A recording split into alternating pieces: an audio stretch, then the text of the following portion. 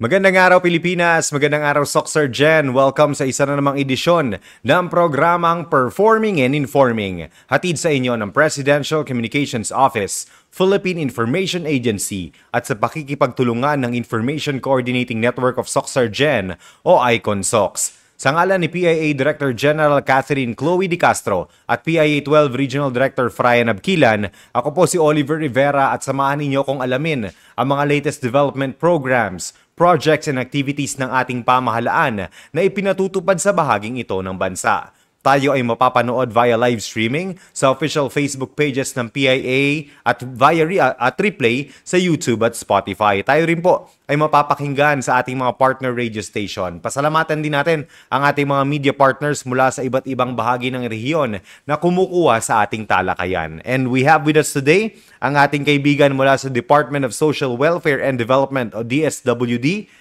ang Social Marketing Officer 3 ng Kalahi Seeds. Let us all welcome Sir Alfonso Jr. C. Umani. Sir Fons, good morning. Ang inyong pagbati po sa ating mga manonood. Ayan, magandang umaga po sa inyong lahat. Magandang umaga po sa Department of Social Welfare and Development, Soxer Gen Region. Lalong-lalo na po sa ating Secretary Rex Gatchalian. And of course, sa butihin naming Regional Director na si Loreto Jr.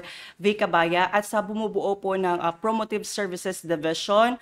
Magandang umaga po. And of course, wag natin kalimutan ang ating mga volunteers ngayon na nasa field na kung saan ay taos-puso po nilang binibigay ang kanilang suporta sa aming programa. Magandang umaga po sa inyong lahat. Sir Fons, we will be talking about one of the major programs ng inyong ahensya, ang Kalahi Seeds. So let's start off, sir. Ano po yung layunin ni Kalahi Seeds? Well, ang pangunahing layunin ng Kapit-Bisig Laban sa Kahirapan Comprehensive and Integrated Delivery of Social Services or ang Kalahi Seeds ay mapabuti ang kalidad ng buhay ng mga pamilyang nasa kahirapan sa pamamagitan ng pagbibigay ng pagkakataon sa mga komunidad na sila mismo ang magplano, magplano, magpatupad at mamahala sa mga proyekto po na ibibigay po ng Kalahi Seeds.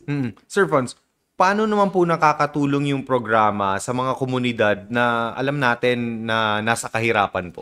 Yes, sila yung nasa komunidad natin, tinatawag natin silang vulnerable at marginalized community. So, paano natin sila tinutulungan? So, dito, sa Kalahi Seeds ay binibigyan natin sila ng boses sa pamamagitan ng partisipasyon, sa pagdesisyon para sa mga proyekto. Okay. Nabibigay din dito tayo ng pondo at technical na assistance para sa ating mga community volunteers para po mapalakas po ang kanilang knowledge when it comes po sa pag-implement po ng ating mga proyekto, kagaya lang naman ng mga classroom, daycare centers, and of course, kanal. So, dito po kasi sa Kalahi Seeds, may tinatawag po tayong open menu. So, ibig sabihin po, ang community po ang magdidesisyon kung ano po ang proyekto na dapat po sa kanila or ano yung proyekto na gusto po nilang i-implement sa kanilang komunidad.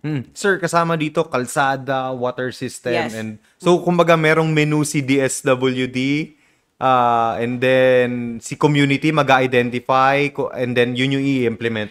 Depende sa needs. Depende siya. Okay. Depende sa needs, depende sa urgency ng isang community. Yun po. Paano pinipili ng community yung project na mapapakinabangan nila under Kalahi Seeds? Yan. Paano nila ina-identify? So, nagkakaroon po tayo ng assembly meeting with the community. Sila po ang mag-identify kung ano po ang proyekto na gusto po nila sa kanilang komunidad. So, sa pamamagitan po kanilang partisipasyon, and of course, sa pamamagitan po na kanilang, kung ano po yung kanilang i-propose. Dito po sa Kalahi Seeds po, kami po na taga-RPMOI, we are just going to facilitate, kung ano po yung gusto nilang mangyari sa kanilang komunidad.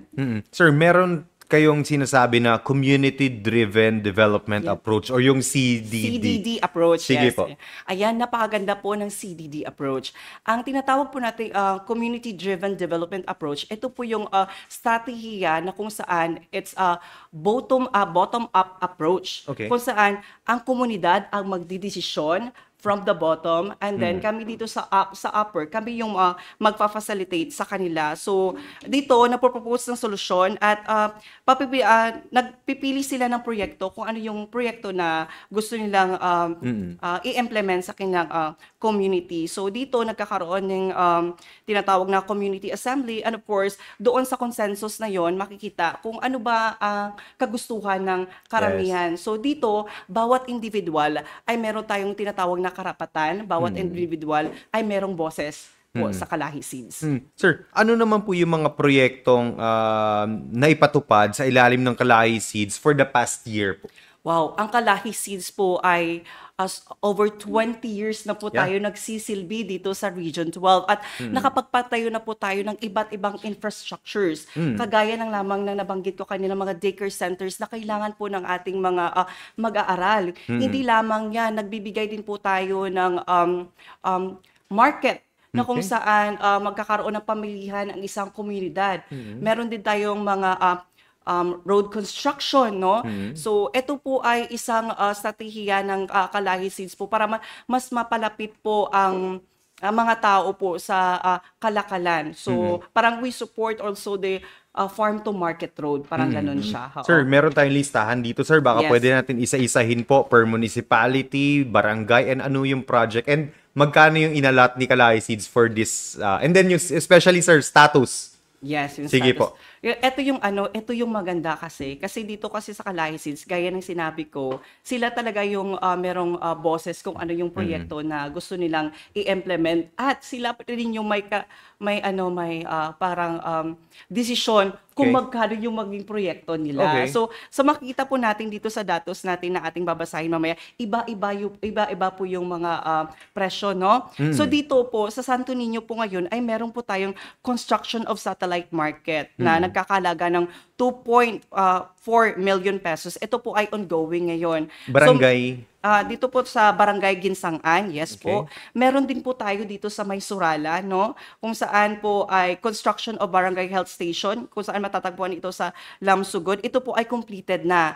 Ito po ay 1.5 million pesos. And of course, meron din tayo sa Arakan, sa Cotabato Province, na kung saan matatagpuan ito sa Barangay Miocan. It's a construction of 45 linear meter grouted riprap slope protection na nagkakalaga ng 1.5, no? At meron din tayo doon sa Carmen. Ang Carmen naman ay construction of satellite market, no? Ito po ay nagkakalaga ng 2 million pesos. And of course, these projects are completed na po. Yes. Sir, meron din dito ako nakita, yung construction of daycare center sa Poblacion Santo Niño, 1.7 million, completed. So, ibig sabihin, nagagamit na ito ng ating mga beneficiaries. Yes, nagagamit na ito ng ating mga beneficiaries po natin.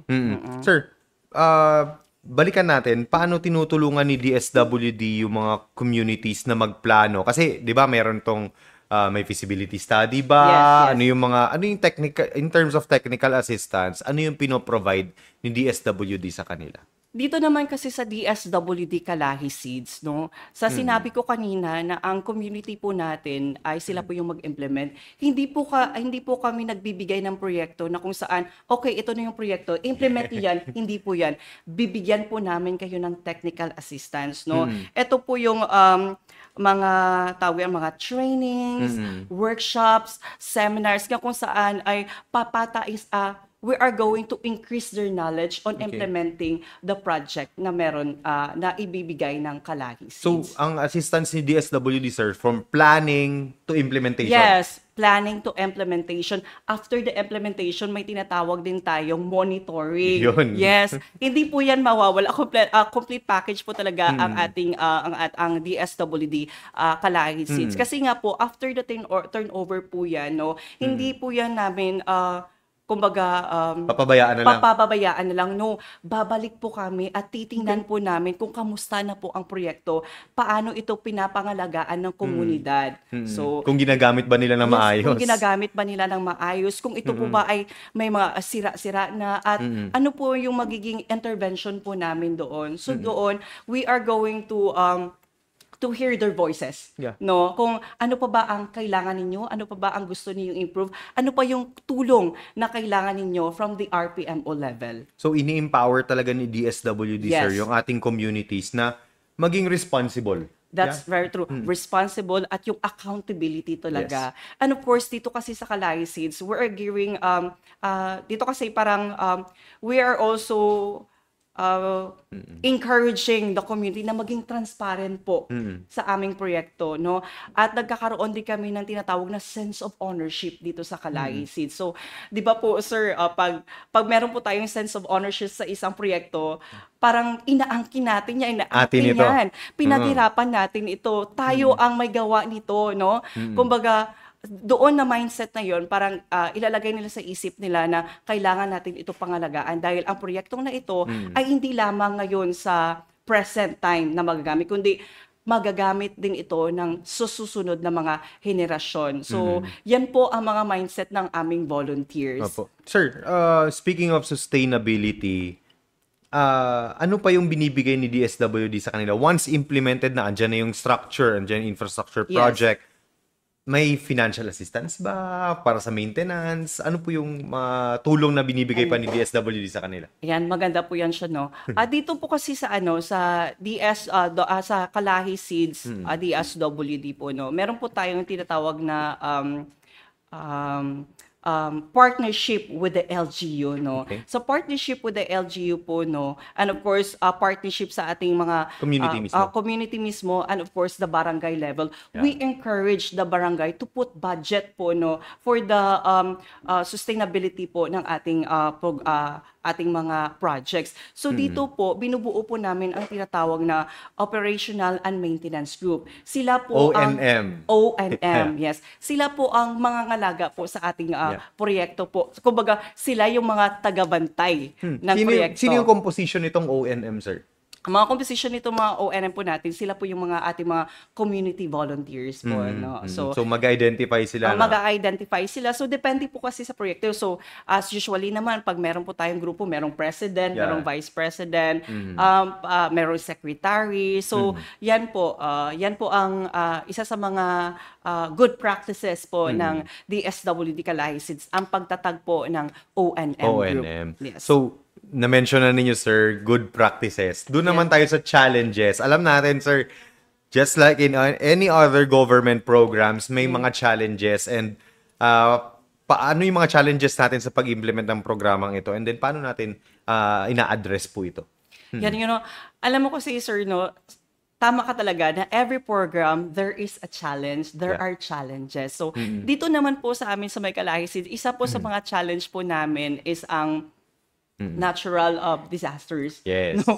Kasi nga po, when we are implementing the project po, meron po tayong tinatawag na mga projection. So sa projection na po yan, dapat po masunod po yan siya in the day of the completion. So dahil po sa mga natural disaster po, hindi po minsan masusunod po. And yung sa sinabi mo kanina, sir, how we are going to address is, we listen po sa ating mga community volunteers. Tinatanong po namin sila kung ano po yung mga problema nila po sa kanilang proyekto. At the same time, makipagtulungan po kami sa kanila, and of course, kung kailangan nila ng tulong ng kanilang LGU, i-connect namin sila.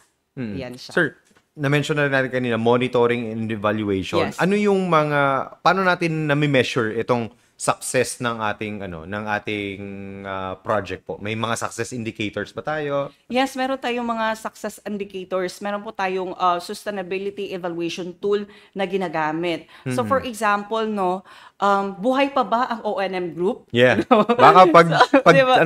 Take out lang nila as officers, tapos after, wala na. Wala na. So, buhay pa ba sila? So, ano yung mga policies and guidelines nila, no? So, doon po natin, chine-check po natin kasi sa policies and guidelines, doon natin makikita kung gaano sila ka-engage sa ating mga project. So, yan siya po.